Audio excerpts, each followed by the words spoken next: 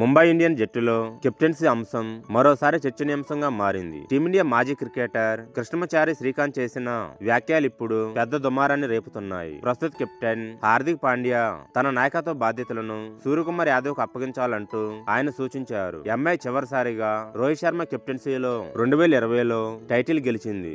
అంటే ముంబై ట్రోఫీ గెలిచి 5 ఏళ్లు అవుతుంది. వీడియోను చూసే ముందు చిన్న రిక్వెస్ట్ అండి, వీడియోను లైక్ చేసి మీ సపోర్ట్ ని తెలియజేయండి. మొదటిసారి మన ఛానల్ ని చూస్తున్నట్లయితే సబ్స్క్రైబ్ చేసుకుని పక్కనే ఉన్న బెల్ ఐకాన్ ని ఆన్ చేసుకోండి.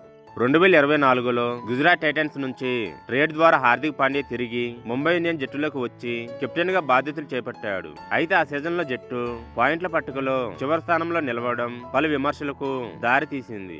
ఇక ఐపీఎల్ 2025 సీజన్ లో ప్లే ఆఫ్స్ కు చేరిన ట్రోఫీ దక్కకపోవడంతో కెప్టెన్సీపై మళ్లీ రచ్చ మొదలైంది. ముఖ్యంగా రోహిత్ శర్మ, సూర్యకుమార్ యాదవ్ వంటి వరల్డ్ కప్ విజేత కెప్టెన్లు జట్టులో ఉండగా హార్దిక్ పాండ్యా నాయకత్వంపై ఇప్పుడు అందరూ సందేహాలు వ్యక్తం చేస్తున్నారు.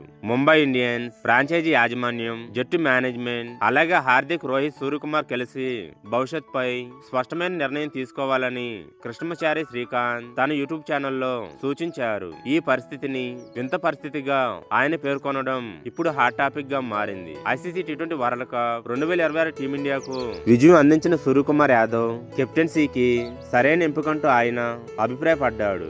అంతేకాదు హార్దిక్ పాండ్యాను స్వయంగా కెప్టెన్సీ నుంచి తప్పుకొని సూర్యకుమార్ కు బాధ్యతలు అప్పగిస్తే సమస్య సులభంగా పరిష్కారం అవుతుందని శ్రీకాంత్ సూచించడం ఆశ్చర్యపరిచింది. సూర్యకుమార్ లీడ్ చేయాలి, నేను సపోర్ట్ చేస్తానని హార్దిక్ చెబితే జట్టులో ఉన్న అంతర్గత సమస్యలు పూర్తిగా సర్దుకుంటాయని ఆయన అన్నారు.